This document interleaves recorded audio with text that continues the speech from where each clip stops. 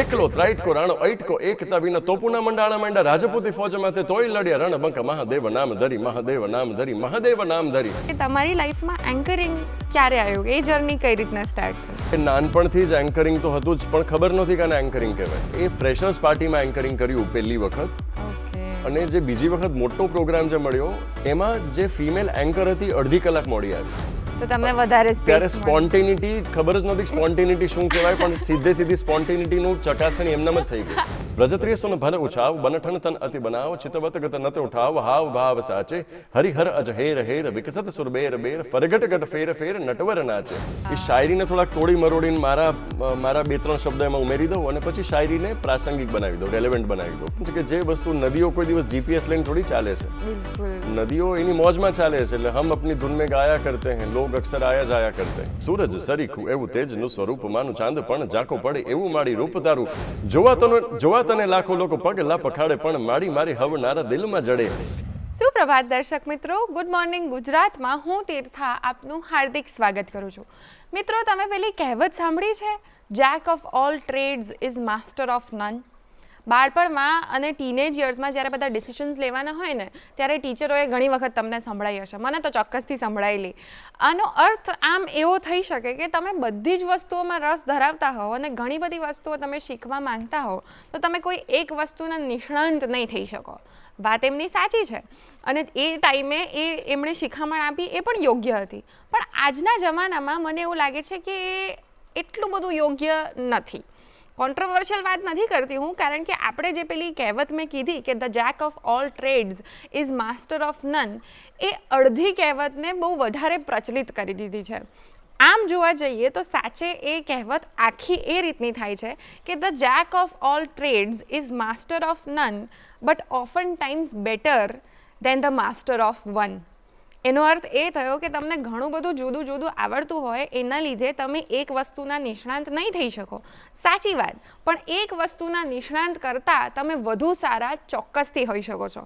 આપણી લાઈફ પણ એવી જ છે, એક લાંબી રમત છે. તમે એક જ વસ્તુમાં એક જ ફોકસ પર સંપૂર્ણ ધ્યાન આપીને એની પર લડ્યા રહો, મચ્યા રહો, એ સારું જ છે. પણ એનો અર્થ એવો નથી કે જેને ઘણી બધી વસ્તુઓ અમુક અંતરે અમુક અંશ સુધી આવડે છે એ ખોટી છે. એવું બની શકે કે એ લોકો કદાચ વધારે સારા હોઈ શકે. એટલે જ એક ફ્યુચરિસ્ટ છે જે એલ્વિન ટોફલર છે, એમણે એવું કીધું છે કે the illiterate of 21st century will not be those who cannot read and write, but those who cannot learn, unlearn and relearn. આ જીવન જે છે આપણું, એ એક રમત છે, એમાં ટ્વિસ્ટ અને ટર્ન્સ આવતા રહેશે. તો 21મી સદીનો જે નિરક્ષર વ્યક્તિ હશે એ નહીં હોય જેને લખતા કે વાંચતા નથી આવડતું, એ હશે જેને નવી નવી વસ્તુઓ શીખતા નથી આવડતું, જેણે શીખી લીધેલી વસ્તુઓને ભૂલતા નથી આવડતું અને નવી વસ્તુઓ ફરીથી શીખવાની જેમાં જિજ્ઞાસા વૃત્તિ નથી, એ હશે. તો આપણે આમ જોવા જઈએ તો આપણે લાઈફમાં નવું શીખતા રહીએ, અલગ અલગ ક્ષેત્રોનું જ્ઞાન પામતા રહીએ, એ ખૂબ જ સારી વસ્તુ છે અને એ કરવી જોઈએ. ઘણા બધા લોકો ઓલરેડી એવા છે કે જે લોકો મલ્ટી ટેલેન્ટેડ હોય છે, આપણે એમને મલ્ટી ટેલેન્ટેડ કહીએ, પણ લાઈફમાં તમે જે લાઈફ તમને આપે છે, જે પાસા પાડે છે, એ પ્રમાણે તમે આગળ વધતા શીખો તો તમે વર્સેટાઇલ થઈ શકો છો. આજે આપણે મળવા જઈ રહ્યા છીએ એવા જ એક વર્સેટાઇલ આર્ટિસ્ટને, જેઓએ એમના અવાજથી ઘણી બધી ઇવેન્ટ્સને જીવંત બનાવી છે. એમના શબ્દોથી માહોલને તમે જે પ્રકારે માણવા માંગો એ પ્રકારનો માહોલ બનાવી ચૂક્યા છે. એમને આ જ રીતે વર્સેટાઇલ છે, જેના કારણે એમની પાસે ઘણી બધી બીજી પણ ટેલેન્ટ્સ છે, અને એ ટેલેન્ટ્સ વિશે આપણે હવે એમની સાથેથી જ વાતો કરીને જાણીએ તો વધારે મજા આવશે. તો ચાલો મારી સાથે સ્વાગત કરો શિવરામસિંહ ચુડાસમાનું, જેઓ એન્કર છે અને આજે આપણી સાથે હાજર છે. નમસ્તે સર. નમસ્તે. બહુ સરસ ઇન્ટ્રોડક્શન અને ખૂબ સરસ બોલ્યા તમે. એલ્વિન ટોફલર સાહેબને યાદ કર્યા અને ખૂબ પ્રાસંગિક છે અત્યારના સમયમાં તો ખાસ. પણ હું એટલું કહીશ કે જેક, મેં એક ઇન્ટરવ્યુમાં કહ્યું હતું કે Jack is the new master of 21st century. Right. આ 21મી સદી છે અને ક્રિકેટમાં પણ જેમ બધા ઓલરાઉન્ડર્સને વધારે પસંદ કરે છે, બિલકુલ, કારણ કે હવે જીવન પણ 2020 જેવો જ ફટકાબાજીથી જીવવાનું હોય છે. બહુ લાંબો સમય નથી મળતો. તમે રીલ જોશો તો રીલમાં પણ 1.5 કલાકનો સમય નથી, 1.5 મિનિટનો સમય છે. એમાં જીવન પણ પરપોટા જેવું જ છે, ખબર નથી ક્યારે પરપોટો ફૂટી જવાનો છે. તો પછી બીજી જિંદગીમાં આપણે આપણી હોબીઝને રિયલાઇઝ કરવાનો સમય નથી મળવાનો. જીવન એક જ છે, જેટલું પણ કરવું છે आज का सत्य है अभी इसी पल में। રાઈટ, તો આજ કા અભી જો સત્ય હૈ કે આપ ગુડ મોર્નિંગ ગુજરાતમાં છો તમે, વાવ. તો તમે એ કહો કે કેવી હોય છે તમારી સવાર અને આજની તમારી સવાર કેવી છે? સૌપ્રથમ તો એ કે દૂરદર્શનને બહુ દૂરથી અમે જોયું છે. અચ્છા, આજે દૂરદર્શનને બહુ પાસેથી એના દર્શન કરવાનો મોકો મળ્યો છે, તેના બદલ આપનો ખૂબ આભાર. અને મોર્નિંગ તો દરરોજ થતી હોય છે, પણ જે દિવસથી સમાચાર મળ્યા કે આપણે કંઈક વાતચીત કરવાના છે, ત્યારથી દરરોજની મોર્નિંગ ગુડ થતી હતી. તો અનિલ ચાવડાનો એક શેર છે, એ જવાબ આપતા કે અમે આવ્યા છીએ એક એવી સવાર લઈને કે સૂરજ ખુદ છૂટો થઈ ગયો છે પગાર લઈને. એવો જોમ જુસ્સો, એટલો બધો આનંદ, ઉત્સાહ અને ઉમંગ છે કે અમારા આનંદથી જ કદાચ વીજળી જતી રહેશે ને તો અમે વીજળી પણ એનાથી અમે આપી દઈશું, વાહ. એટલો આનંદ છે. અતિશયોક્તિ અલંકાર, એક હાઇપરબલી ઇંગ્લિશમાં કહેવાય છે, ફિગર્સ ઓફ સ્પીચ, જેનો થોડોક વપરાશ કરીને મેં મારા હૃદયના ઉદ્ગારો વ્યક્ત કરવાની કોશિશ કરી છે કે આટલો આનંદિત છું. અરે વાહ, અમે પણ એટલા જ આનંદિત છે કે તમે આજે અમારી સાથે અહીંયા જોડાયા છો અને અમને ઘણી બધી બીજી તમારી જે ટેલેન્ટ્સ છે એના વિશે જાણવું છે. પણ પહેલાં બિકોઝ તમે આટલા સરસ એન્કર છો, તો અમને એ કહો કે તમારી લાઈફમાં એન્કરિંગ ક્યારે આવ્યું, એ જર્ની કઈ રીતના સ્ટાર્ટ થઈ? ઘણા બધા પૂછતા જ હોય છે ને પૂછવું જ જોઈએ, પણ કનેક્ટ ધ ડોટ્સ, એક રશ્મિ બંસલ એક પુસ્તક લખ્યું હતું ને સ્ટીવ જોબ્સે કહ્યું હતું કે હંમેશા જીવનને તમે કનેક્ટ ધ ડોટ્સ કરવા હોય ને તો એ પાછળ કરી શકો, તમે વર્ષો વીતી ગયા પછી તમે જોઈ શકો, રિફ્લેક્ટ કરી શકો. એટલે એક વિહંગાવલોકન અને સિંહાવલોકન આપણા શાસ્ત્રોમાં બે શબ્દ છે. પાછળ જોવું જોઈએ ખરા, જેમ ગાડીમાં પણ એક રેર વ્યૂ મિરર છે, પાછળનો પર તમને રસ્તો દેખાવો જોઈએ કેટલો કપાઈ ચૂક્યો છે, પાછળ શું છે, અને આગળનું પણ દેખાવું જોઈએ. એટલે બંને સંતુલનમાં આપણી પાસે હોવા જોઈએ, આગળનું વિઝન અને પાછળનું રિફ્લેક્શન. તો એ કરીએ તો ખબર પડે કે નાનપણથી જ એન્કરિંગ તો હતું જ, પણ ખબર નહોતી કે આને એન્કરિંગ કહેવાય. અચ્છા. મારા નાના બાપુ સંતોના બહુ શોખીન, શોખ કોકને કહે તો નાના બાપુને સંતોને બોલાવા ઘરે, મહેમાનોને બોલાવા, અને મમ્મી અને માસીબા બંને હાર્મોનિયમ લઈને બેસે, મમ્મી સમજાવે અને માસીબા ક્લાસિકલી વધારે ટ્રેન્ડ, તો એ તાન વધારે છેડે, આરો અવરો, આલાપ ને આલાપ તાન, એ બધું એમની પાસે શીખ્યો, જોયું મેં. અને મામા તબલા વગાડતા, એટલે મામાને જોઈને મને એમ થયું કે મને પ્રમોશન તબલામાં ક્યારે મળશે. એટલે 3 વર્ષ સુધી તો ખાલી મોઢું ચડાવીને બેસી જવું કે મને તબલા વગાડવા નથી આપતા. પછી હાર્મોનિયમનું કવર હોય એના ઉપર કંઈક વગાડવું, અને એમ શકટનો ભાર જાણે શ્વાન તાણે, એવું હોય ને, એમ કે એમ લાગતું કે મારા જ લીધે થતું, એટલે મને એમ લાગતું હતું કે મારા જ કારણે બધા તાળીઓ પાડે છે, બધાને બહુ મજા આવે છે. પણ કંઈક કરીને મને પહેલાંથી એવું હતું નાનપણથી જ કે હું કંઈક કોન્ટ્રીબ્યુશન કરું, કંઈક આપું. જેટલા લોકો આવ્યા છે એના મોઢા ઉપર એક સ્માઇલ લાવવા માટે હું શું કરી શકું. તો એ તબલાની તલબ જે હતી, તબલા સુધી તો પહોંચવામાં બહુ વર્ષો નીકળી ગયા, પણ મંજીરા સુલભ મળ્યા મને, કારણ કે મંજીરા ફ્રી હતા. અચ્છા. મંજીરા માટે કોઈ કોમ્પિટિશન જ નહોતી, એટલે મેં મંજીરાથી શરૂ કર્યું. અમારા એક પૂજ્ય બાપુ બ્રહ્મલીન સંત સંપૂર્ણાનંદજી બાપુ, બાપુની અવસ્થા 100 વર્ષ જેટલા બાપુ જીવ્યા, પણ બાપુનો સત્સંગ જ્યારે જ્યારે પણ હોય એટલે મને કે ચુડાસમા સાહેબ વગાડો, એટલે મંજીરા વગાડવાના. એને બાપુએ એક સમયમાં મને 100 રૂપિયા આપ્યા, આમ ખુશ થઈને, આપણે મોટા વડીલો બધા આપે એવી રીતે મને 100 રૂપિયા. એટલે મને એમ થયું કે હું દુનિયાનો શ્રેષ્ઠ મંજીરા વાદક છું. મેં તો તબલા નહીં તો કંઈ વાંધો નહીં, મંજીરાથી તો શરૂ તો કર્યું મેં. હું હઈશ કદાચ જુનિયર કેજી, સિનિયર કેજીમાં, પણ મને હંમેશા કંઈક કરવું હતું. I always wanted to be seen, to be loved by people. લોકો મને જોવે, મને પ્રેમ આપે, મને જોઈને ખુશ થાય કે વાહ બેટા તે બહુ સરસ કામ કર્યું. આ હંમેશા એક મને હતી લગની હતી કે હું કઈ રીતે લોકો મને યાદ કરશે. તો મંજીરાથી શરૂ થયું, પછી તબલા ઉપર આવ્યો, પછી મામા બહુ બિઝી રહેતા હતા, ફ્રી ન હોય તો મામા ફ્રી ન હોય તો હું વગાડું. મારા માસીબા સાથે જ્યારે હું સ્કૂલમાં અસેમ્બલીમાં વગાડી શક્યો, એ મારા માટે બહુ મોટી પડ હતી. એમની સાથે સંગત કરવા મળતી તબલા ઉપર, એટલે મને એમ થાય કે દુનિયાનો સૌથી ખુશ વ્યક્તિ, સુખી વ્યક્તિ હું જ છું. એ સમયનું સુખની પરિભાષા એટલી જ હતી. એટલે એન્કરિંગ તો પછી આવે છે. હું બહુ આ સૂક્ષ્મ પ્રોસેસ આખી કહું છું કે એન્કર માણસ બનતો ક્યારે હશે, મને ખબર નથી કે આ જ હોય, પણ મારા માટે જે કામ કર્યું છે એની વાત કરું છું. એટલે ટુ ઓલવેઝ બી લવ્ડ એક ભૂખ હતી જ. અને એન્કર હોય કે કોઈ પણ કલાકાર હોય, એને કંઈક પીરસવું હોય તો સૌથી પહેલાં એક જીજીવિષા તો કદાચ અંદરથી બધાને હશે જ કે મારે કંઈક પ્રસ્તુત કરવું છે, મારે વ્યક્ત થવું છે, અભિવ્યક્તિ કરવી છે, તો જ કદાચ કલાકાર બનતા હશે. કારણ કે પડદા પાછળ રહીને એને કોઈ ન જોવે ને તોય બરાબર હોય એવું કદાચ નહીં હોય. જેને સ્ટેજ ઉપર આવવું ગમતું હોય તો જ ગમતું હોય કે બધાને જોવે. સો મંજીરા, પછી તબલા, પછી ક્યારેક ક્યારેક મને નાના બાપુ કહે કે બેટા ચાલો કંઈક સંભળાવો. કારણ કે જ્યારે જ્યારે વેકેશન્સ હોય, મમ્મીને ની લોકોને તો આખી આખી રામચરિત એમને કંઠસ્થ કરાવેલી હતી મારા નાના બાપુએ. તો ઘરના જેટલા છોકરાઓ બધાનો એક નિયમ હતો નાના બાપુનો, કે મારા સમયમાં તો ધીરે ધીરે નિયમો થોડાક ફ્લેક્સિબલ બની ગયા હતા, કે રામચરિતની તમારે સ્તુતિ બોલવાની, બધાએ મંગલાચરણ બોલવાના, મેન જેટલા પોઈન્ટ છે બધું બોલવાનું, પછી જ તમને જમવા મળે. એટલે મારા સમયમાં થોડુંક રિલેક્સ કર્યું હતું કે તમે નાસ્તો કરીને પછી શરૂ કરો. પણ મને સૌથી પહેલા રામરક્ષા સ્તોત્રમ, વિષ્ણુ સહસ્ત્ર, હનુમાન ચાલીસા તો ઓફકોર્સ ગળથુથીમાં જ હોય એટલે એ નથી કહેતો, પણ પછી કિષ્કિંધા કાંડ, સૌથી નાનો કાંડ કિષ્કિંધા કાંડ, પછી અરણ્ય કાંડ, પછી સુંદર કાંડ, અને પછી ભરતજીની સભા જે હતી અયોધ્યા કાંડની બધી કરાવી. એટલે એ બધું કરાવતા કરાવતા હું મેમરી પાવર મારો સારો થવા માંડ્યો હતો. હું ઘણું બધું પાકું કરવા માંડ્યો હતો. એટલે કોક આવે એટલે કે શિવરામભાઈ આ 2 વસ્તુ બોલો. એટલે ધીરે ધીરે ધીરે બેબી સ્ટેપ્સ તો ત્યારથી શરૂ થઈ જ ચૂક્યા હતા. મને ખબર જ નહોતી કે આ બધી તૈયારી હતી. એટલે એ બધી જ તૈયારી નાનપણમાં ઓલમોસ્ટ થઈ ચૂકી હતી. કારણ કે ગમે ત્યારે કોઈ પણ આવે. એટલે પછી રામચરિત પછી હું જ્યારે કોલેજ કરીને પાછો આવ્યો હતો ત્યારે મારામાં શાયરીનો રંગ હતો. એટલે પછી રામચરિત તો હું બોલતો જ, એની સાથે સાથે ક્યારેક શાયરી પણ બોલું. શાયરી તો 2 જ લાઈનમાં અચાનક તાળીઓ પડી જાય. સો આ રીતની કંઈક મારી પ્રાથમિક તૈયારી અજાણતા થઈ ગઈ. આ રીતે એન્કરિંગ માટેનું પહેલા ફાઉન્ડેશન બની ચૂક્યું હતું.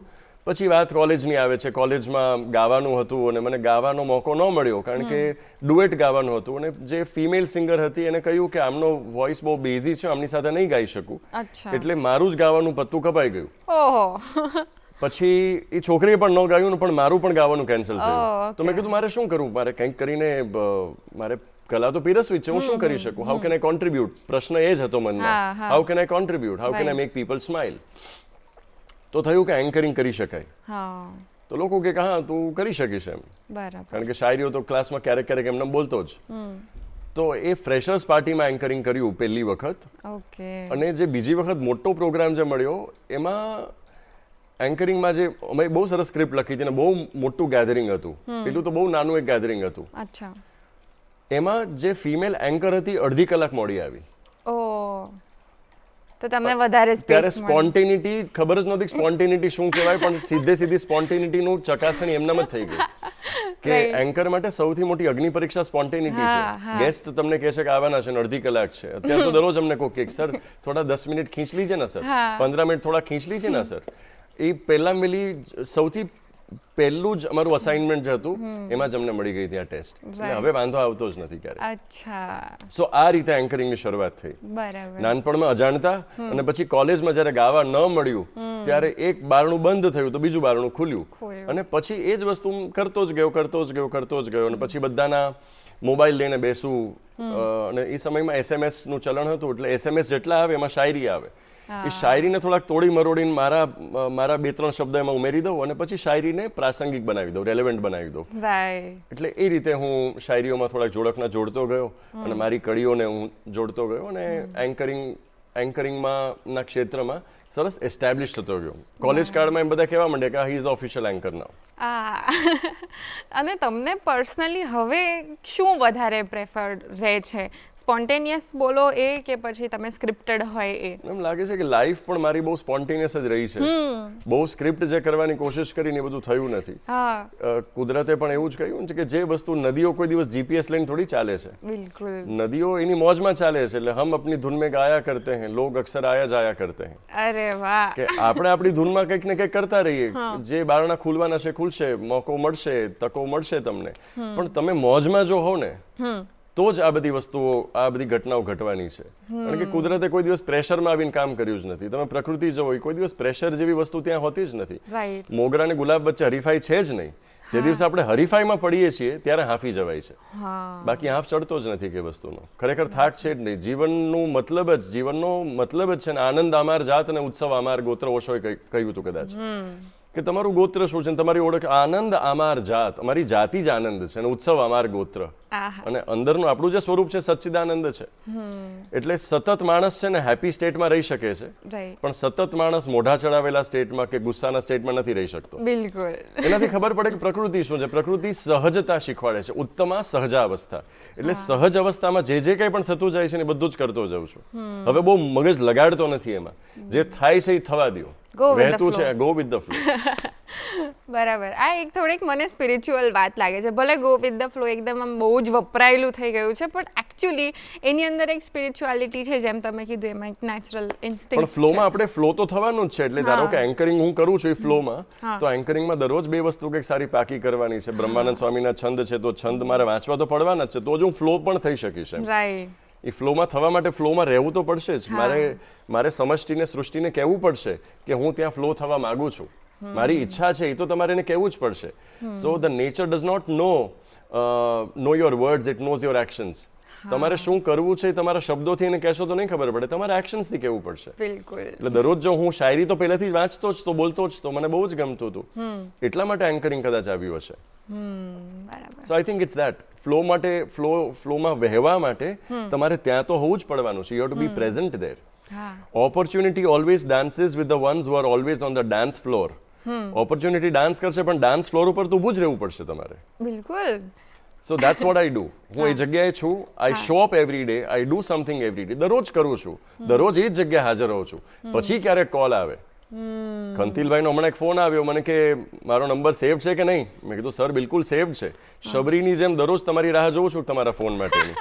સો I have to be there. દરરોજ મારે કામ કરતું રહ્યું. ઇન્સ્ટાગ્રામ ઉપર દરરોજ અપડેટ કરતી જ રહેવાની છે. તો જ કોઈક દિવસ ક્યાંક કોઈક લોકો સુધી મારો વિડીયો પહોંચશે, મારા શબ્દો પહોંચશે, મારો ડાન્સ પહોંચશે, કંઈ પણ મારી કલા પહોંચશે ત્યાં સુધી.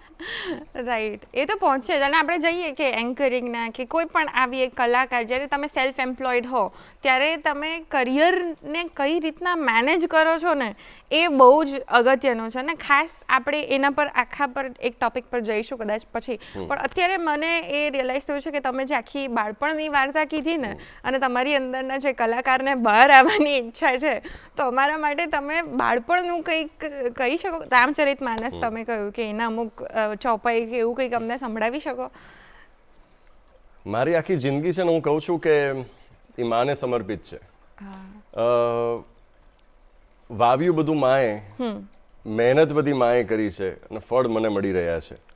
એટલે સૌથી વધારે જે મેં માને સાંભળ્યા છે, અજાણતા જે મહેનત થઈ ગઈ છે એનું હું મહેનત પણ નથી ગણતો. બધે જ ભેગા જવાનું, તબલાનો થેલો લઈને જવાનું અને બેસી જવાનું, તબલા વગાડવાના. એમાં એટલા બધા કલાકોનું શ્રવણ થઈ ચૂક્યું છે, લિસનિંગ એટલું બધું થઈ ગયું છે કે બહુ સહજ ભાવે આજે બોલી શકાય. એટલે અત્યારે હું પ્રયત્ન નથી કરતો, પણ મને જે યાદ છે બોલીશ. તો હમણાં ચર્ચા થતી હતી મા સાથે. મારા દીકરાએ સવાલ પૂછ્યો હતો કે માં, સૌથી વધારે અગત્યનું શું છે માનવ જીવનમાં? માણસે સૌથી વધારે અગત્યનું શું કરવું જોઈએ? તો ત્યારે માએ જે જવાબ આપ્યો છે એ જ આપું છું. જનક સુતા જગ જનની જાનકી, અતિશય પ્રિય કરુણા નિધાનકી, તાકે જુગ પદ કમલ મનાવઉં, જાસુ કૃપા નિર્મલ મતિ પાવો. નિર્મળ મતિ મને જો મળી જાય ને તો જ મારી સારી ગતિ થઈ શકે જીવનમાં. સારી મતિ હોય તો જ સારી ગતિ થઈ શકે. સુમતિ કુમતિ સબ કે ઉર રહી, નાથ પુરાણ નિગમ અસ કહી. સુમતિ ને કુમતિ બંને મતિઓ આપણી અંદરમાં છે. પોઝિટિવિટી, નેગેટિવિટી બંને આપણા અંદરમાં છે. સુમતિ કુમતિ સબ કે ઉર રહી, નાથ પુરાણ નિગમ અસ કહી. આ બધા જ વેદશાસ્ત્ર આવું કહે છે. પણ જહાં સુમતિ તહાં સંપત્તિ નાના, જહાં કુમતિ તહાં વિપત્તિ નિધાના. જ્યાં સુમતિ છે ત્યાં બધું જ સારું થવાનું છે, ત્યાંની ગતિ સારી થવાની છે. કારણ કે સુમતિ છે ત્યાં સંપત્તિ છે, સંતતિ છે. એટલે સંતતિ એટલે બાળકો અને સંપત્તિ એટલે વૈભવ, મટીરિયલિસ્ટિક વેલ્થ. તો મટીરિયલિસ્ટિક વેલ્થ તો કદાચ હજી મળી શકશે, પણ એને જો તમારે ટકાવી રાખવી હોય તો સારી સંતતિ પણ જોશે, બાળકો પણ જોશે એવા, બીજી પેઢી, ત્રીજી પેઢી જે વેલ્થને ટકાવી રાખે. એટલા માટે સન્મતિની જરૂર છે. સન્મતિ તો જ મળે જો માના આશીર્વાદ હોય તો. અમુક વસ્તુઓ મહેનત કરવાથી નથી મળતી, અમુક વસ્તુઓ શાસ્ત્ર કૃપા, ગ્રંથ કૃપા, માતૃ કૃપા, ગુરુ કૃપાથી મળતી હોય છે. એટલે જ વૈદેહીજી જાનકીજીને તુલસીદાસજી નમન કરે છે અને કહે છે કે માં, મને નિર્મળ મતિ આપો, કે હું છકી ના જાઉં. કદાચ કોઈક સક્સેસફુલ બનતા હોય છે, આપણે ઘણા ઉદાહરણો જોયા છે. Success is fleeting. ઘણી વખત આવીને જતું રહેશે. જો સારી મતિ નહીં હોય તો સક્સેસ પચાવી નહીં શકાય. હા આહાર તો ગમે તેટલો લઈ શકીએ આપણે, પણ કદાચ ગટ સારું નહીં હોય, ઇન્ટેસ્ટાઇનલ હેલ્થ સારી નહીં હોય, તો આપણું પાચન તંત્ર જો સારું નથી તો પચાવી નહીં શકીએ ને. તો પાચન તંત્ર છે ને આપણા માટે આપણી સન્મતિ છે. સારી મતિ હોય તો સક્સેસ હશે કે ફેલિયર હશે આપણે એને પચાવી શકશું. બિલકુલ, થેન્ક તો આ રામચરિતમાંથી મળે છે. હા, એકદમ સરસ, યોગ્ય છે અને અત્યારના જમાનામાં એકદમ એપ્ટ વસ્તુ છે. થેન્ક યુ, તમે અત્યારે અમારી સાથે શેર કરીએ એ બદલ. અને હજુ વાતો કરવી જ છે તમારી સાથે ને હજુ બીજા તમારા આસ્પેક્ટ્સ જાણવા છે, મલ્ટી ટેલેન્ટ્સ જે છે એ જાણવી છે, પણ અત્યારે સમય થઈ ગયો છે એક બ્રેકનો. તો દર્શક મિત્રો, મળીએ ગુડ મોર્નિંગ ગુજરાતમાં એક નાનકડા વિરામ બાદ. વિરામ બાદ આપ સૌનું ફરીથી સ્વાગત છે ગુડ મોર્નિંગ ગુજરાતમાં. આજે આપણી સાથે છે શિવરામસિંહ ચુડાસમા. એ આમ એન્કર છે પણ આમ મલ્ટી ટેલેન્ટેડ આર્ટિસ્ટ પણ છે. તો ચાલો એમની સાથેની વાતચીત હવે આપણે કન્ટિન્યુ કરીએ. સર, એન્કરિંગની વાત કરી, આપણે તમારા બાળપણની વાત કરી અને શબ્દોથી તમે જે પ્રેઝન્સમાં જે વસ્તુઓ ક્રિએટ કરો છો, જે એક માહોલ ક્રિએટ કરો છો, એ તમારી ખૂબી છે. તો હું વાત હવે એના પર લઈ જઈશ કે પ્રેઝન્સ ઓફ માઇન્ડ કેટલું જરૂરી હોય છે ઇન લાઈવ ટોકિંગ અને લાઈવ એન્કરિંગ. અને એમાં બી ખાલી એટલું જ નહીં કે પ્રેઝન્સ ઓફ માઇન્ડ, એમાં અનએક્સપેક્ટેડ સિચ્યુએશન આવે ત્યારે કંઈક તમે જે વચ્ચેથી આમ ઓન ધ સ્પોટ તોડ કાઢો, એમાં જે મજા આવે, એમાં જે થ્રિલ આવે, એના વિશેની વાત કરવી છે. તો તમારી લાઈફમાં કોઈ એવો એક્સપિરિયન્સથી તમે શેર કરવા માંગો તો એ પણ, or else how do you manage, તમે તમારું પ્રેઝન્સ ઓફ માઇન્ડ કઈ રીતે રાખો છો?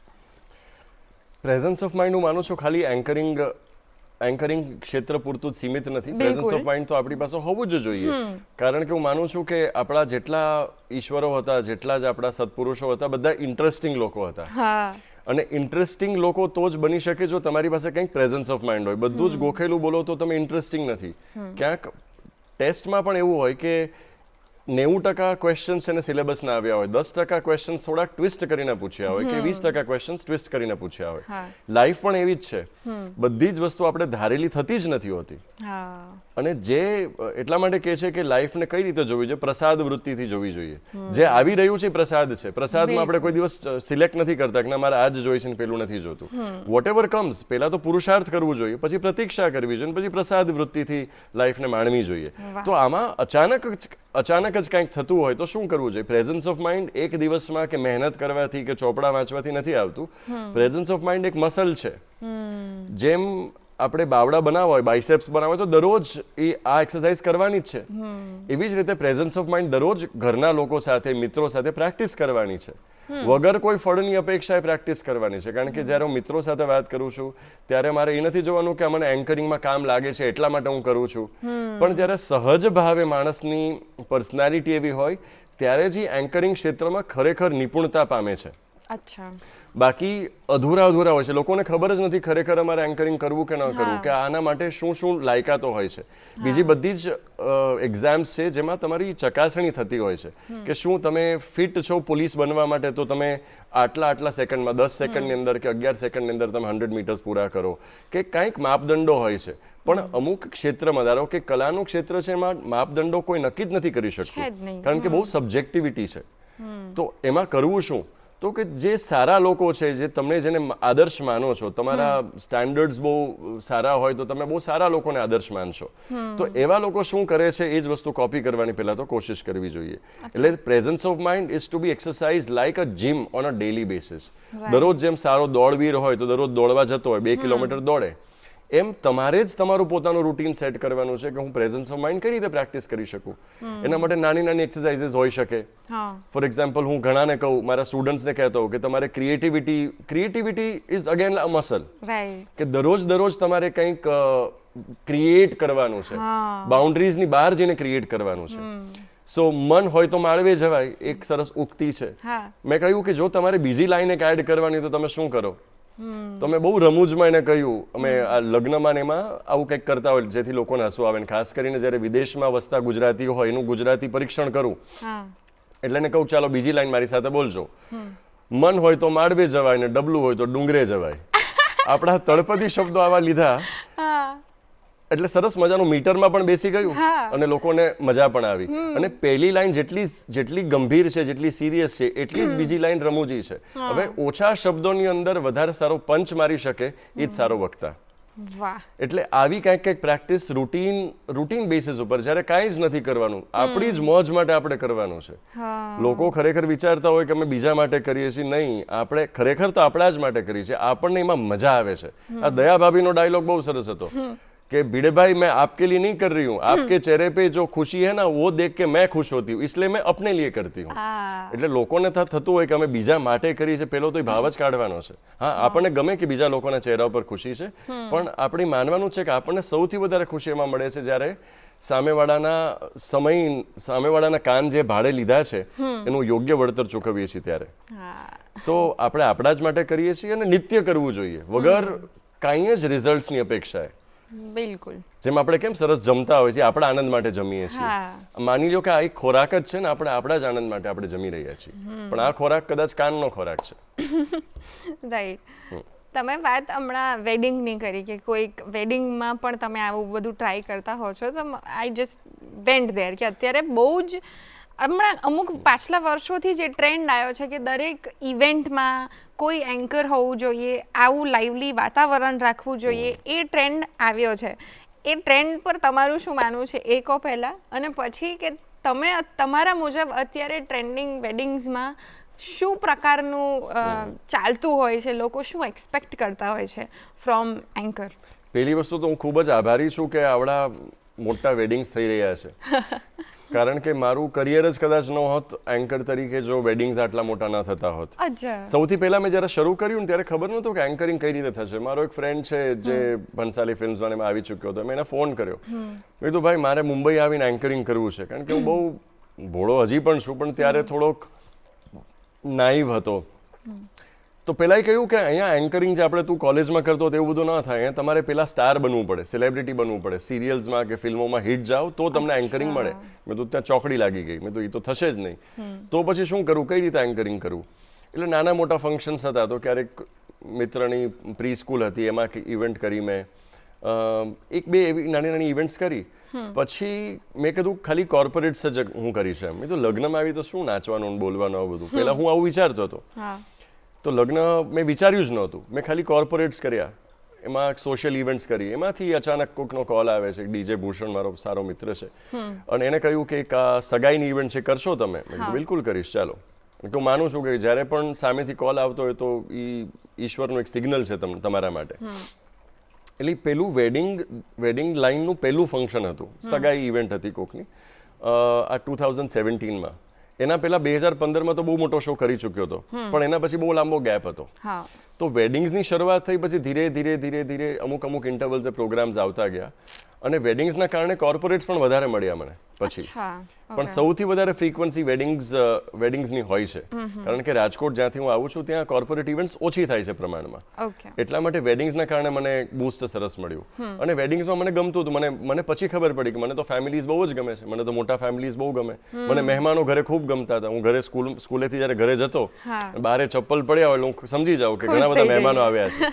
બાળક તરીકે મને હંમેશા મહેમાનો ગમ્યા છે, મને હંમેશા મનોરંજન બહુ ગમ્યું છે. તો મેં કહ્યું કે મને પરિવારો મળી ગયા, આ બધા જ પરિવારો મારા પરિવાર છે. એટલે હું એન્કર તરીકે નથી જતો, પણ પરિવારનો દીકરો, પેલી બ્રાઇડનો ભાઈ બનીને જતો હોઉં છું, કે ગ્રૂમનો ભાઈ બનીને હું એન્કરિંગ કરતો હોઉં છું. એટલા માટે એક પારિવારિક ફીલ આપે છે મારું એન્કરિંગ. અને હું હંમેશા કહું છું કે મારે એન્કરિંગ જનરલાઇઝડ રીતે નથી કરવું, મારે પર્સનલાઇઝડ રીતે એન્કરિંગ કરવું છે.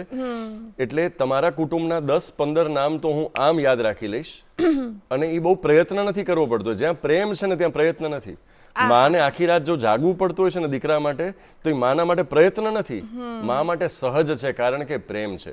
જ્યાં પ્રેમ છે ત્યાં થાક નથી લાગતો, જ્યાં પ્રેમ છે ત્યાં પ્રયત્ન નથી લાગતો, જ્યાં પ્રેમ છે ત્યાં પરિણામની કોઈ અપેક્ષા નથી. એટલે પરિણામની અપેક્ષાથી જ્યારે આપણે થોડાક દૂર થઈ જતા હોય છે ત્યારે પછી આનંદની શરૂઆત થતી હોય છે. એટલે હું છોકરાઓને કહું કે એન્કરિંગ કોને કરવું, કે કઈ રીતે સમજવું કે આ મારા જ માટે બનેલું છે. જો તમને સાવ ફ્રીમાં પણ કરવાનું હોય અને છતાંય તમને આનંદ જ આવે છે, મજા જ આવે છે, તો સમજવું કે તમારું પેશન છે. તમને કોઈ જ પૈસા નથી મળવાના, અને છતાંય તમે એ કરવાના છો, તો એ તમારું પેશન છે. વાહ. એટલે વેડિંગ ઇન્ડસ્ટ્રી મારા માટે આ છે કે વેડિંગ ઇન્ડસ્ટ્રીને હું ખૂબ આભારી છું, સારા સારા ઇવેન્ટ મેનેજર્સનો આભારી છું કે એને મને મારી કલાને પ્રસ્તુત કરવા માટેનું એક સ્ટેજ આપ્યું અને ધાર કાઢવા માટેની જગ્યા આપી. કારણ કે તલવારની ધાર તમારી દરરોજ કાઢવાની હોય, કલમની ધાર કયો કે તલવારની ધાર કયો, તમારા અસ્ત્ર શસ્ત્રની ધાર દરરોજ કાઢવી પડે. તો જ, કારણ કે આપણને બધું જ શાર્પ બહુ ગમતું હોય છે. રાઈટ. પણ તમે વેડિંગ્સમાં પછી જેમ કીધું હમણાં કે પર્સનલાઇઝ ટચ રાખતા હો છો, તો આઈ થિંક કે કોઈક રાજસ્થાનના મહારાજા માટે તમે ત્યાં આગળ સ્પેશિયલી કંઈક સ્પેશિયલ ઇવેન્ટ કરી હતી, તો એ છપાકરું ગાયું હતું કે કંઈક? હા, બિલકુલ છપાકરું જ હતું. એ જાણવું છે તો સંભળાવો. અને છપાકરા માટે સૌથી પહેલા તો રાજભા ગઢવીનો આભારી છું, કારણ કે મને તક મળી છે, તો જેના પાસેથી જે લીધું છે બધાના આભાર તો મારે માનવાનો જ છે. અને મને ત્યારે ખબર પડી કે લોક સાહિત્ય વગર બધું જ ફીકું છે. જ્યારે હું પહેલા ઇંગ્લિશમાં બોલતો લોકો ત્યારે થોડા કોમ્પ્લિમેન્ટ્સ આપતા કે યુ સ્પીક ગુડ ઇંગ્લિશ. હવે ગુજરાતી બોલું છું એના માટે કોમ્પ્લિમેન્ટ્સ મળે છે કે ભાઈ તમે આવી સરસ સ્કૂલમાં ભણ્યા, તમે મેયોમાં ભણ્યા, SNKમાં ભણ્યા, અને છતાંય તમે આટલું સરસ ગુજરાતી બોલો છો. એટલે મેં કહ્યું કે ગુજરાતી, સાઈરામભાઈ મારા ગુરુતુલ્ય માનું છું, એટલે એમણે કહ્યું કે ગુજરાતી એ માનું ધાવણ છે અને અંગ્રેજી છે એ પાવડરનું દૂધ છે. સારું છે કે વૈશ્વિક લેંગ્વેજ તરીકે સારી લેંગ્વેજ છે કે મને અત્યારે ભારતમાં બેઠા બેઠા હું બીજા દેશો સાથે વાત કરવાની હોય તો ઇંગ્લિશમાં જ વાત કરવી પડશે. પણ બે ગુજરાતીઓ જ્યારે ઇંગ્લિશમાં વાત કરવા માંડે છે ત્યારે મને તકલીફ છે.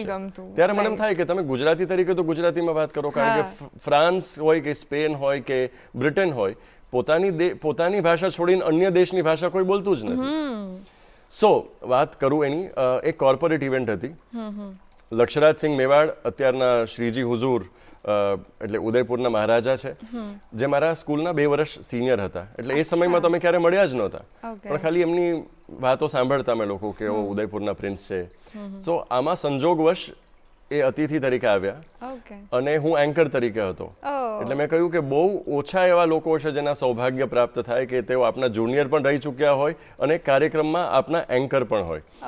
સો એ નાતે આજે જ્યારે ગુજરાતની ઈઓ ગુજરાત નામનું એક ઇવેન્ટ હતું અમારું. ઈઓ ગુજરાત એક સરસ મજાનું કોર્પોરેટ બોડી છે, તો ઈઓ ગુજરાતનું સેલિબ્રેશન હતું.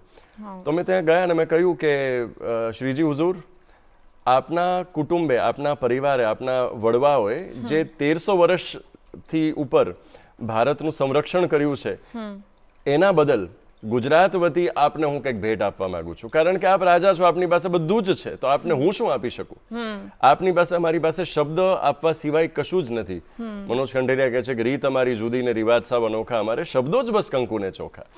તો શબ્દો વિશે આમે અમારી પાસે કંઈ જ નથી. તો તમને આપીએ છીએ રાણા પ્રતાપ ઉપરનું એક સપાકરું.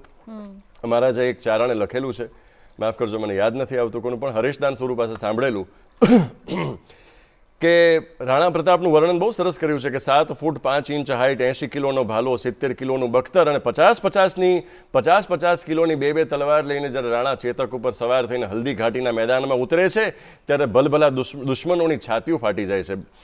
20,000ની ફોજ રાણા પ્રતાપની, દરબારોની 20,000ની ફોજ હતી, સામે મુગલોની 80,000ની ફોજ હતી. તો પણ આ જે આપણી દરબારોની ફોજ, રાણા પ્રતાપની ફોજ એ લોકો પર હાવી થાય છે. તો એનું વર્ણન કરતા શબ્દોની આ જે છંદનો વૈભવ છે ને આ છે કે લડ્યા હલ્દી મેદાન માથે યવનોની ફોજ હામે વરવાના હાયલા શાહી મુગલોની ફોજ માથે, એકલો ત્રાઇટકો રાણો ઐટકો એકતા વિના તોપુના મંડાણા માંડા રાજપૂતી ફોજ માથે, તોય લડ્યા રણબંક મહાદેવ નામ ધરી, મહાદેવ નામ ધરી, મહાદેવ નામ ધરી. જંગમાં ઘેરાય રાણા સંગ ત્યારે ઝાલા રાણા માથે ધરી તાજ તેદી રાખી આ નિશાન રાણા ધરી તલવાર મહારાણા વાડી કરી માન હમેથી આ મુગલોની માથે ઝાલામાન, માથે ઝાલામાન, માથે ઝાલામાન. ભેડા લીધા બિલુ રાણા હલ્દી સંગ્રામ કાજે કરે વાર છૂટા બાણ, મેઘાના મંડાણ મજીયો છે હાહાકાર હાવજોની પડી ત્રાડે, લડવાને લાગે શુરા 22,000, લડવાને લાગે શુરા 22,000, લડવાને લાગે શુરા 22,000, શુરા 22,000 લડવા માંડ્યા. મહાદેવનું નામ જ્યારે લીધું ત્યારે બધાની અંદરમાં સુરાતન જાગી ગયું. ઈ વોર ક્રાય હતી. આપણે મહાદેવ હર, ઈ વોર ક્રાય હતી. જેમ અત્યારે કેવું હતું, યે દિલ માંગે મોર એક ફિલ્મમાં દેખાડ્યું છે, house the Josh hi sir, જે વોર ક્રાય હતી એ સમયમાં હર હર મહાદેવ. તો એ રાણાના વંશજ, એટલે આપણા તરફથી આપણે બેસ્ટ ભેટ આપણે શું આપી શકીએ, તો આ આપી. વાહ, ખૂબ સુંદર. અને thank you so much again અમને આ શેર કરવા માટે. અને બિકોઝ તમે આટલું સરસ ગાઓ છો એ ખબર પડી ગઈ છે અમને, તો હવે હું કહીશ કે તમે માતાજીની ભક્તિ પણ મોડર્ન ફોર્મમાં કરો છો, એમાં પણ કંઈક આ અંદાજ. માતાજીની ભક્તિ એવું છે કે અત્યારે રેપ બહુ ચલણમાં છે, જે આપણા સમયમાં જૂના સમયથી ચાલતું આવે છે. આમ તો 500 વર્ષ પહેલા બ્રહ્માનંદ સ્વામી છંદ લખી ચૂક્યા છે. અને અત્યારના સમયમાં એને રેપ કે છે લોકો. એટલે old wine in a new bottle. વસ્તુઓ કદાચ નવી રીતે પેશ થતી હશે, પણ જૂનું આપણી પાસે તો બધું બહુ સરસ મજાનું છે. એક નિશિષ અતિ ઉજાસ પ્રૌઢ શરદ ઋતુ પ્રકાશ રમન રાસ જગ નિવાસ ચિત્ત બિલાસ કીને મુરલી ધુન અતિ રસાલ ગહેરે સુરકર ગોપાલ તાન માન સુભગ તાન મન મરાલ લીને વ્રજત્રિય સુન ભર ઉછાવ બનઠન તન અતિ બનાવ ચિતવત ગત નત ઉઠાવ હાવ ભાવ સાચે હરિહર અજ હેર હેર વિકસત સુરબેર બેર ફરગટ ગટ ફેર ફેર નટવર નાચે. આ રાસાષ્ટક આવા 8 છંદ લખ્યા હતા. તો હવે મોડર્ન ટાઈમમાં જ્યારે માતાજીની વંદના કરવાની હોય ત્યારે લોકોને અત્યારના જુવાન પેઢીને ગમે એવું ભાઈ આદિત્ય ગઢવીને આપણે ક્રેડિટ આપવી પડશે. એને ઘણું ખરું સરસ એવું પ્રસ્તુત કર્યું જે બહુ બહોળા માસ સુધી પહોંચ્યું. તો એમનો એક સરસ મજાનો છંદ લાગ્યો મને કે માનું વર્ણન કરે છે. માં કેવા દેખાય છે તો કે સૂરજ સરીખું એવું તેજનું સ્વરૂપ માનું ચાંદ પણ ઝાંખો પડે એવું મારી રૂપ તારું જોવા તને લાખો લોકો પગ લા પખાડે પણ માડી મારી હવનારા દિલમાં જડે હાજા તાજા હેમ ખેમ રાખ જેમાં દયા તારી ધનના ભંડાર ભર્યા રાખ જેમાં લીલી વાળી ભૂલ ચૂક થાય તોય રાખ જેમાં રહેમ તારી દયા ભર્યો હાથ તારો રાખ જેમાં માથે મારી. વાહ, આવી રીતે માતાજીને કહે છે. પણ જૂનો છંદ તો હતો જ કે રિધિ દે સિદ્ધિ દે અષ્ટનવ નીતિ દે વંશમય વિધિ દે બાકબાની હૃદય મેં જ્ઞાન દે ચિત્ત મેં ધ્યાન દે અભય વરદાન દે શંભુરાણી માં દુઃખ કો દૂર કર સુખ ભરપૂર કર આશા સંપૂર્ણ કર દાસ જાણી સજ્જન સો હિત દે કુટુંબ સો પ્રીત દે જંગ મેં જીત દે માં ભવાની. આ કવિ ચંદ બરદાએ લખેલો છંદ. એટલે સ્ટ્રક્ચર તો ઓલમોસ્ટ સરખું જ છે બધું, પણ જુવાનીઓને અત્યારે તમે આપો છો તો બહુ ગમે છે. અને સરસ મજાની અત્યારની મોડર્ન સિસ્ટમ સાથે મોડર્ન મ્યુઝિક અરેન્જમેન્ટ સાથે જો આ વસ્તુ પીરસાય છે તો એ લોકોને બહુ જ ગમે છે. તો આવું કંઈક અમે આપતા હોઈએ છીએ. બહુ જ સરસ રીતના તમે મોડર્ન યુથ સાથે જે પણ જૂની વસ્તુ કનેક્ટ કરીને આપશો તો એ થવાના જ છે. બિકોઝ દે વિલ ફીલ કે આ અમારા રૂટ્સનું છે, તો એને નકારી નહીં દે બહુ ઇઝીલી. એ તો છે જ. અને અગેન આવીએ આપણે યુથ ઉપર. બટ તમે એવું કીધું છે કે તમે સરસ મજાનું લખો છો અથવા પોએટ્રીમાં પણ રસ ધરાવો છો. લખો તો ઓબ્વિયસલી છો. પોએટ્રી તો હું લખતો બહુ નથી, જોડકણા જોડું છું. ધીરુભાઈ સર્વે કે જોડકણા જોડીને કવિ થઈ જાવું છે, કાચના ટુકડાને રવિ થઈ જાવું છે. એટલે હું કવિ તો નથી કહેતો, કારણ કે તુલસીદાસજી પોતાની જાતને કવિ નહોતો. કવિ ન હોવ નિજ ચતુર કહાવો મતિ અનુસાર રામ ગુણ. તો તુલસીદાસજી પોતાની જાતને કવિ નથી કહી શકતા. તો કવિ કહેતા પહેલા જાવેદ અખ્તર તો કહે છે 1000 શેર બીજાના કોકના યાદ હોય પછી તમારે તમારી જાતને કવિ કહેવું જોઈએ. એટલે થોડાક કંઈક ને કંઈક પ્રાસ મેળવવાની કોશિશ કરતા હોય છે. અને બાકી તો ઘણા કવિઓનો ઉધાર છે. એટલા કવિઓના વાંચ્યા છે અને એટલું સાંભળ્યું છે, એટલે એનું કંઈક પ્રસ્તુત કરતા હોય. એટલે હું કહેતો છું કે હું એક કીબોર્ડ જેવો છું, એક સિન્થેસાઇઝર છું, કે બધા જ સારા સાઉન્ડ મારી પાસે છે. કદાચ મારું પોતાનું બધું જ નહીં હોય, 10% કે 5% જ મારું પોતાનું હશે, અને મને એનો કોઈ છોંચ નથી. હું કહીશ કે આટલું સારું મેં જે મેળવ્યું છે, જે ભમરી કેવું કરતી હોય, મધમાખી શું કરતી હશે કે દરેક અલગ પુષ્પ પાસેથી એ પરાગરજ લે છે, ત્યાંથી કંઈક ચૂંટે છે, એનો અર્ક લે છે, અને પછી જે બનાવે છે એ મધ છે ને એ સમાજને આપી દે છે. એટલે તો હું પણ એવું જ કંઈક એ ભ્રમર વૃત્તિથી કે મધુકર વૃત્તિથી હું કંઈક કોશિશ કરું છું કે જે કંઈ પણ ચૂંટું છું એનું મધ બનાવીને સમાજને આપી દઉં છું. પણ તમે એ શબ્દ બહુ સરસ વાપર્યો હતો જ્યારે આ વાત તમે કહેતા હતા ને ત્યારે, કે ફંક્શનલ પોએટ્રી. તો ફંક્શનલ પોએટ્રી એટલે શું, અને એનું એક નાનકડું ઉદાહરણ જો અમને આપી શકો તો ગમશે દર્શક મિત્રોને. ફંક્શનલ પોએટ્રી એ કે લોકો અમે આજકાલ તો બધી જ જગ્યાએ પૂછે ને કે આ શું કામ કરવું. પહેલા જ વસ્તુ સ્ટાર્ટ થઈ કે આ શું કામ, આનાથી શું મળશે. મેથ્સ ભણો છો તમને આઈઆઈટીમાં એડમિશન મળશે, કે એના પછી તમને લાખો કરોડોની સેલેરી પેકેજીસ મળશે. પણ હંમેશા લોકો જોયા છે કે કલાકારો હોય કે પોએટ્સ કવિઓ હોય એને લોકો એક થેલા સાથે હંમેશા જોયેલા છે કે એ કંગાળ પરિસ્થિતિમાં જ હોય, લોકો એવું માની બેઠા હતા.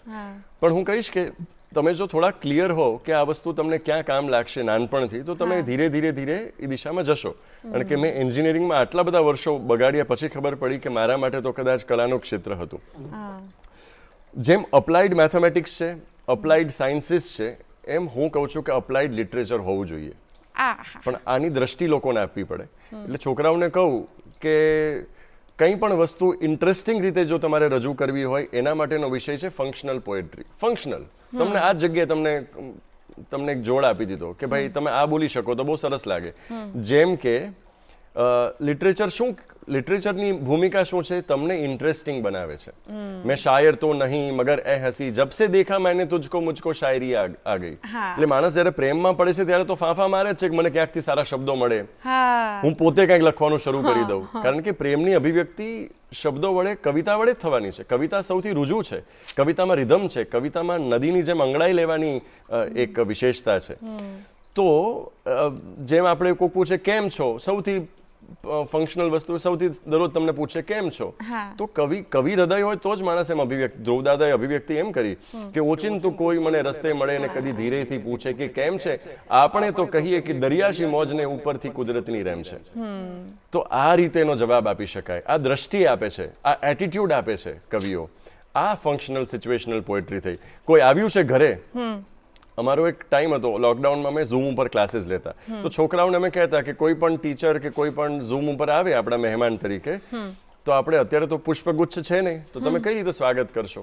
તમે શાબ્દિક સ્વાગત કરો અને શબ્દો 5 શેરોનો એક ગુલદસ્તો બનાવીને તમે સ્વાગત કરો. એટલે 5 અલગ અલગ છોકરાઓ આવે ને એક પોતાનો શેર એમને સંભળાવે ને કહે છે કે અમે આ શેર વડે આપનું સ્વાગત કરીએ છીએ.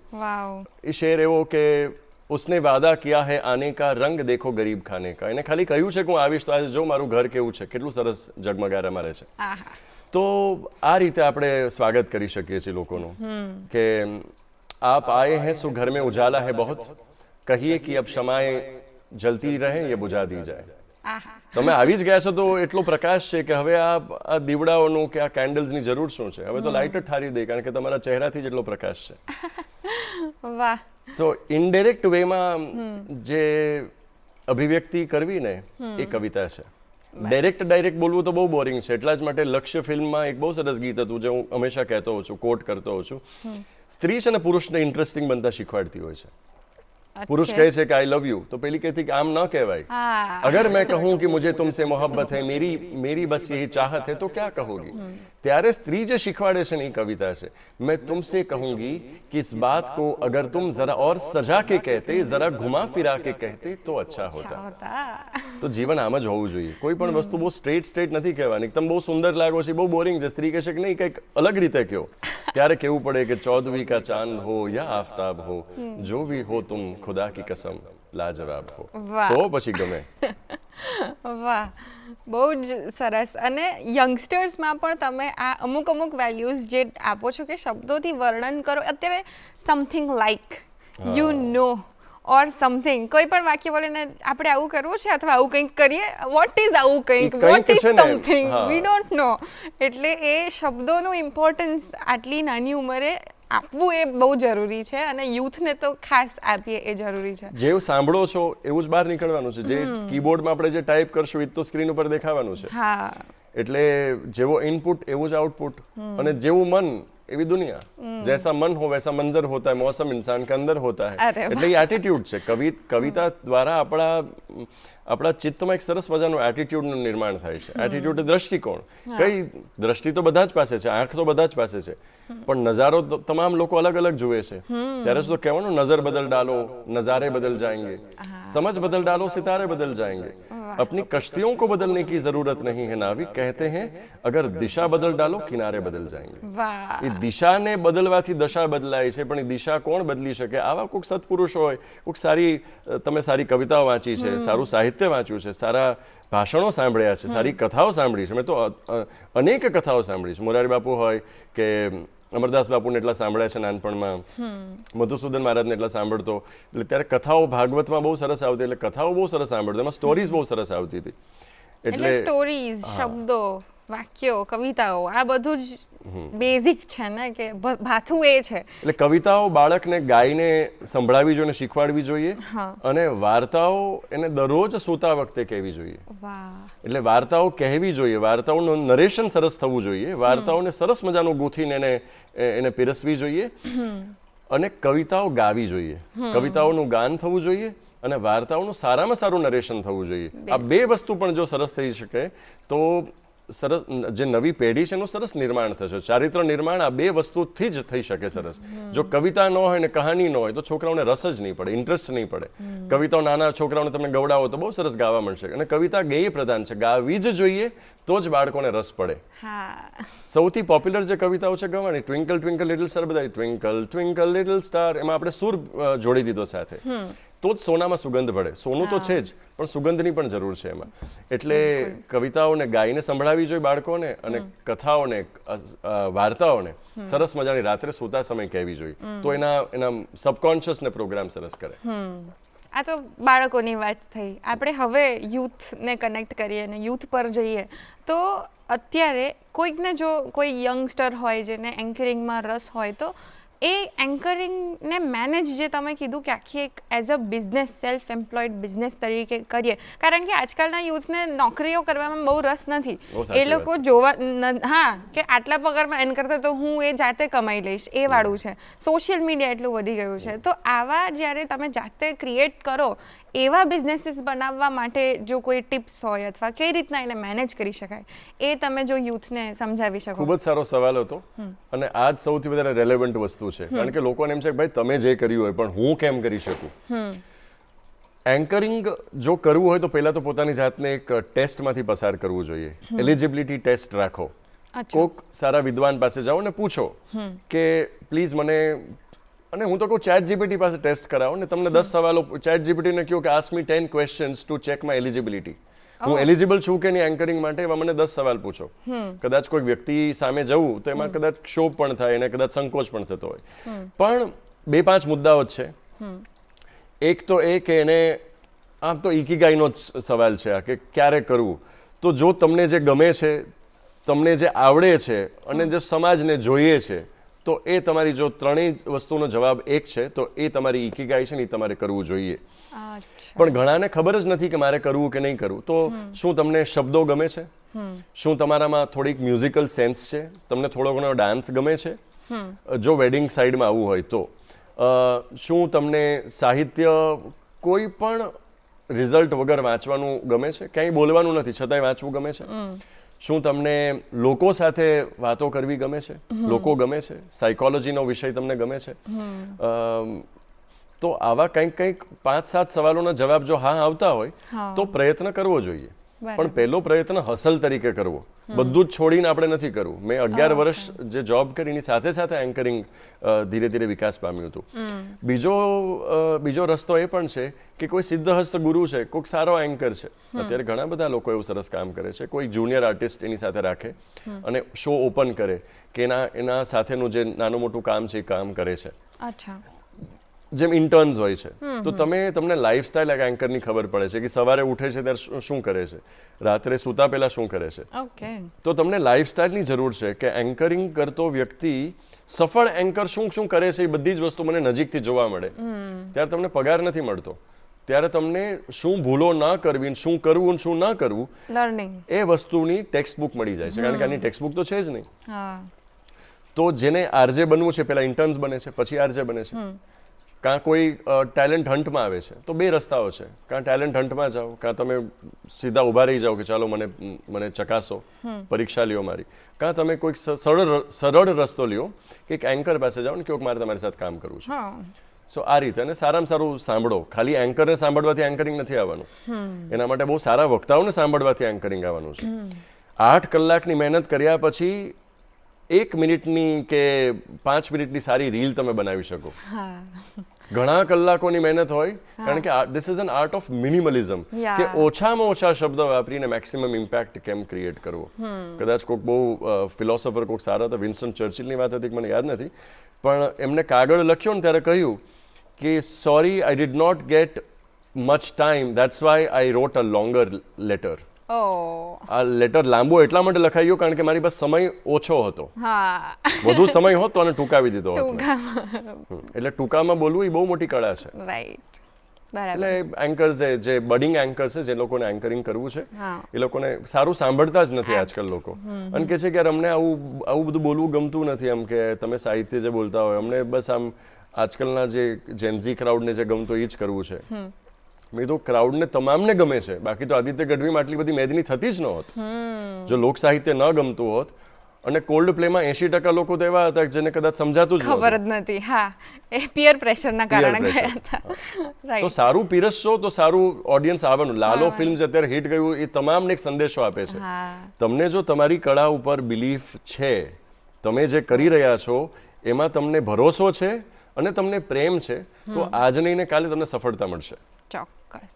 બહુ જ સારો મેસેજ છે અને અમારા દર્શક મિત્રોને ગમ્યો જ હશે ચોક્કસ. અપનાવશે પણ ખરા. Thank you for sharing that message. હવે અમે એપિસોડના અંતમાં છે ને યુઝ્યુઅલી રેપિડ ફાયર કરતા હોઈએ છીએ, તો basic this or that questions હોય ને એવું. બટ બિકોઝ તમને સાહિત્યમાં આટલો રસ છે, આપણે ફંક્શનલ પોએટ્રીની પણ વાત કરી, તો અત્યારે અમુક સિચ્યુએશન્સ અમે આંકી છે બિલકુલ. અને એના પર જો તમે સ્પોન્ટેનિયસલી કશું કહેશો તો બહુ મજા આવશે. તો આપણે આ ગેમ જેવું છે, તો ગેમની રીતના રમીએ, થોડુંક ફાસ્ટ ટ્રાય કરશું જેટલું થાય એટલું, otherwise take your time. Okay, તો હું સિચ્યુએશન બોલું છું, તમે એના પર જે શબ્દો આવે એ કહેજો. જો કોઈને મોટિવેટ કરવું હોય, न संघर्ष न तकलीफ तो क्या मजा है जीने में, बड़े बड़े तूफान भी थम जाते हैं जब आग लगी हो सीने में. વાહ. કોઈની જોડે મસ્તી મજાક કરવી હોય, अभी बैठे अभी आए अभी बैठे अभी दामन संभाला है, आपके आव जाव ने हमारा दम निकाला है. હું મારા ઓડિયન્સ સાથે આ રીતે રમૂજ કરી લઉં, સતત આમને હલન ચલન કરતા હોય એટલે પછી આવું થોડુંક કહીને ઈશારો આપી દઉં કે હવે થોડાક બેસી જાવ તમે. Nice nice. કોઈને પ્રેમની લાગણી વ્યક્ત કરવી હોય, એમાં તો બહુ બધું છે, પણ પ્રેમ છે ને અભિવ્યક્ત થાય છે આંખોથી સૌથી પહેલાં. કોકને મળો તો ત્યાં આંખથી જ શરૂ થાય એટલે આંખ વિશે જ કહી દઉં. કંકરી પડે જબ નયન में कैसे आवत चैन, उन नयनन का क्या हुए जिनमें પડે દો નયન. કોઈકને ગુડ બાય કહેવું હોય, આમ તો ચન્ના મેરિયા બધા ગાતા હોય છે, પણ શાયરીમાં જો કહેવું હોય તો उजाले अपनी यादों के हमारे साथ रहने दो, न जाने किस गली में जिंदगी की शाम ढल जाए. बशीर बद्र साहिब ने होता. सितारों को आंखों में महफूज रखना, बड़ी दूर तक रात ही रात होगी, मुसाफिर हो तुम भी मुसाफिर हैं हम भी, फिर किसी मोड़ पर मुलाकात होगी. વાહ બશીર બદ્ર સાહેબ. વાહ વાહ. કોઈકને ઈશ્વરની ઓળખાણ કરાવી હોય, ઈશ્વરને લગતું કંઈક કહેવું હોય, जो तिल में तेल है, जो चकमक में आग, तेरा साईं तुझ में है, તું ઝાંક શકે તો ઝાંક. વાહ. જેમ તલમાં તેલ રહેલું છે, જેમ બે પથ્થરને ઘસવાથી એમાં અગ્નિ પ્રગટ થતી હોય, જેમ બે લાકડામાંથી અગ્નિ પ્રગટ થતી હોય છે, એમ તું જેને શોધસ ને એ તારી જ અંદરમાં છે. जिसको ढूंढे बाहर बाहर वो बैठा है भीतर छुपके, तेरे अंदर एक समंदर क्यों ढूंढे तुक्के तुक्के, अकल के पर्दे नीचे कर दे, घूंघट कापट खोल रे तो हे पिया मिलेंगे. આહા. રાંઝણાનું ગીત હતું. હવે દિલ તૂટ્યું હોય તો શું કહેવું, मुझे इश्तिहार सी लगती है ये मोहब्बतों की कहानियाँ, जो कहा नहीं वो सुना करो, जो सुना नहीं वो कहा करो, अभी राह में कई मोड़ है, कोई आएगा कोई जाएगा, तुम्हें जिसने दिल से भुला दिया उसे भूलने की दुआ करो. આહા. પાછું બશીર બદ્ર સાહેબ. ઓકે. માં વિશે કંઈ કહેવું હોય તો, લોક સાહિત્યમાં છે, મોઢે બોલું માં અને મને નાનપણ સાંભળે, પછી મોટપની મજા મને કડવી લાગે કાગડા, અને માથી મોટું કોઈ નહીં હોય જળધર કે જગદીશ, સૌ કોઈ નમાવે શીશ, પછી અંબા આગળ આલિયા. અરે વાહ. આપણું લોક સાહિત્યની વાત. અને કિસી કો ઘર મિલા કિસી કે હિસ્સે में दुकान आई, मैं घर में सबसे छोटा था मेरे हिस्से में माँ आई, अंधेरे देख ले मुंह तेरा काला हो गया, माँ ने आंखें खोल दी घर में उजाला हो गया. રાહત ઇન્દોરી સાહેબ. અરે વાહ. સોરી, મુનવ્વર રાણા સાહેબ. ઓકે. અને લાસ્ટ, જો તમારે તમારી લાઈફને જ કોઈ રીતના કહેવી હોય તો કઈ રીતના કહેશો? किसी की मुस्कुराहटों पे हो निसार, किसी का दर्द मिल सके तो ले उधार, किसी के वास्ते हो तेरे दिल में प्यार, जीना इसी का नाम है. પ્રેમ પ્રેમ અને પ્રેમ સિવાય જિંદગીમાં મારા કાંઈ જ નથી. એટલે there is no bigger purpose in life than to be loved and to love. તમને કોઈક પ્રેમ કરે અને તમે કોઈકના પ્રેમમાં ફના થઈ જાઓ, એનાથી વિશેષ જીવનનો કંઈ પર્પસ જ નથી, મકસદ જ નથી. અને પ્રેમ હંમેશા આપવાથી છે, એટલે આપતા રહ્યો આપતા રહ્યો ને આપતા રહ્યો. ગણતરી કરોમાં કેટલુંક મળ્યું છે, અમાપ મળ્યું છે, અખૂટ મળ્યું છે. એટલે અખૂટ જે બે હાથે આપે છે, લૂંટાવે છે, એને 1000 હાથવાળો આપે છે. અરે વાહ, થેન્ક યુ સો મચ. આટલો સરસ મજાનો રેપિડ ફાયર આજે તમે અમને આપ્યો છે તો અમને ખૂબ મજા આવી.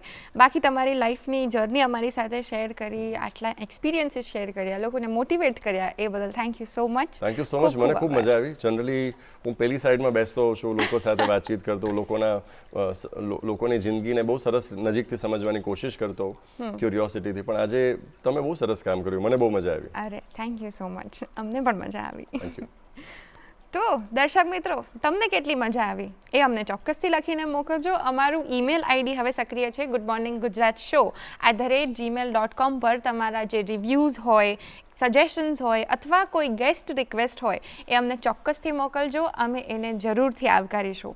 અને બીજી એક સૂચના એ છે કે જો તમે ટીવી પર ડીડી ગિરનાર ચેનલ પર જો આ જોઈ રહ્યા હો તો તમને કહેવાનું કે હવે આ દરેક એપિસોડ ગુડ મોર્નિંગ ગુજરાત શોના અમારી જે યુટ્યુબ ચેનલ છે ડીડી ન્યૂઝ ગુજરાતી ચેનલ એના પર અવેલેબલ છે, તો ત્યાં પણ જોજો અને કોઈને શેર કરવા હોય તો શેર પણ કરજો.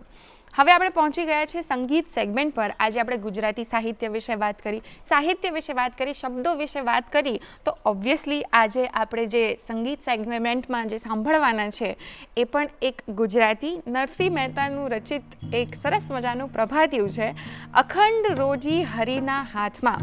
તો ભગવાનને આપણે સમર્પણ કરી દેવું જોઈએ આપણું જીવન. આપણી જે રોજી રોટી છે એ ભગવાનના હાથમાં છે અને ભગવાન ક્યારેય ખાલી હાથ કોઈને રાખતા નથી. એ સરસ મજાનો સંદેશો આ પ્રભાતિયામાં આપણને મળે છે.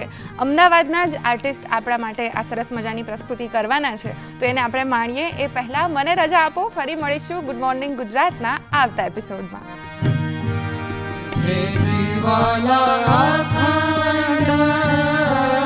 રોજી હરિના હાથમાં મારો જુએ છે વિચારી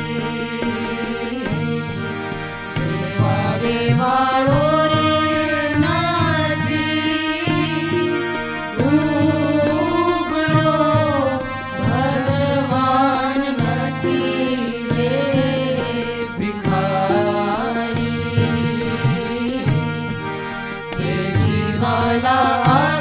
અખંડ રોજી હરિના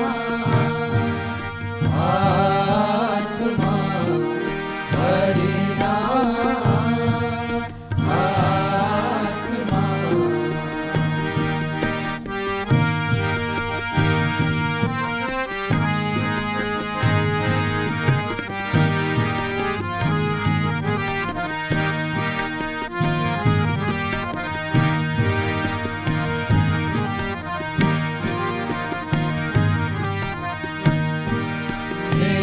વાલા જળને સ્થળ તો અગમ છે અને આ કાયા છે વિનાશી. હે જીવાલા જળને સ્થળ તો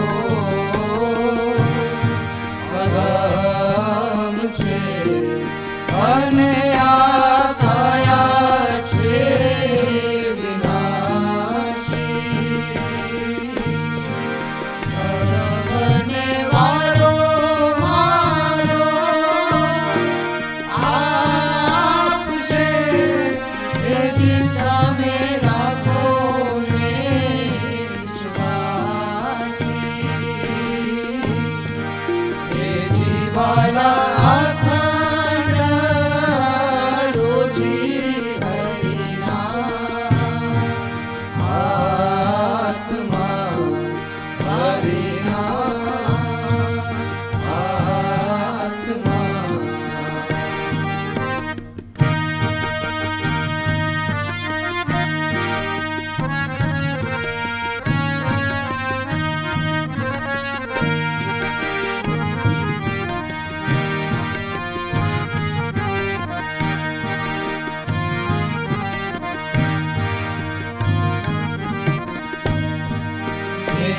વાલા નવા નવ મહિના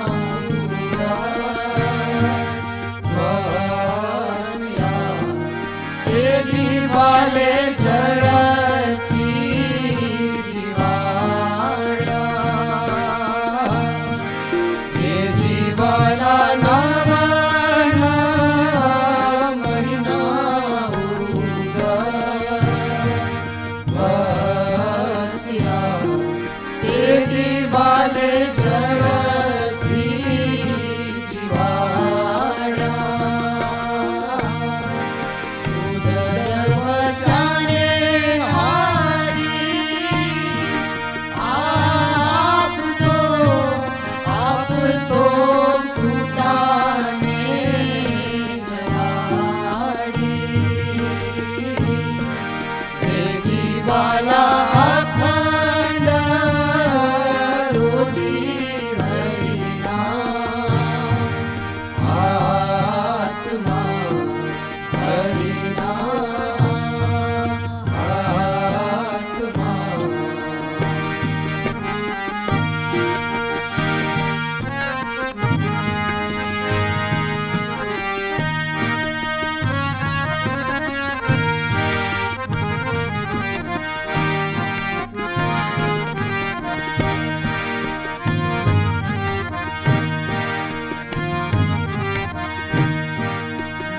જીવાલા બોલે ચડીને ગોરી આવજો આવજો